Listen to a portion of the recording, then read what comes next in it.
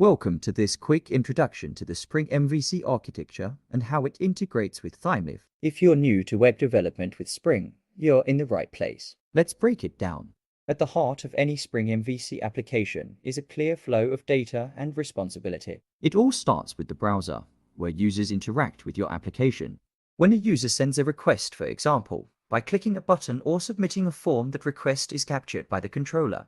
The controller acts as a traffic manager. It decides what needs to happen next. For instance, it might call a service to process the business logic.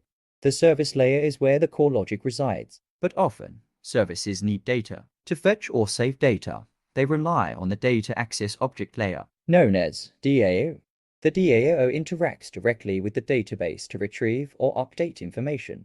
Once the necessary data is retrieved, it flows back to the controller, which then selects an appropriate view to display the results. In Spring MVC, the view can be powered by technologies like JSP or Thymeleaf. In modern applications, Thymeleaf is often the preferred choice because of its seamless integration with Spring and its user-friendly syntax. Thymeleaf allows you to dynamically render HTML pages, enabling you to show users personalized and dynamic content based on the data processed in the controller and service layers. To summarize, the data flows from the database to the browser, passing through these layers: DAO, service, controller, and finally the view. Each layer has its specific role, ensuring your application is modular, maintainable, and efficient.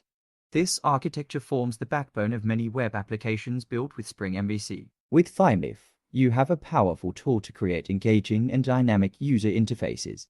Now that you have a solid foundation, it's time to dive deeper. Explore more tutorials and resources to master Spring MVC and Thymeleaf. Happy coding!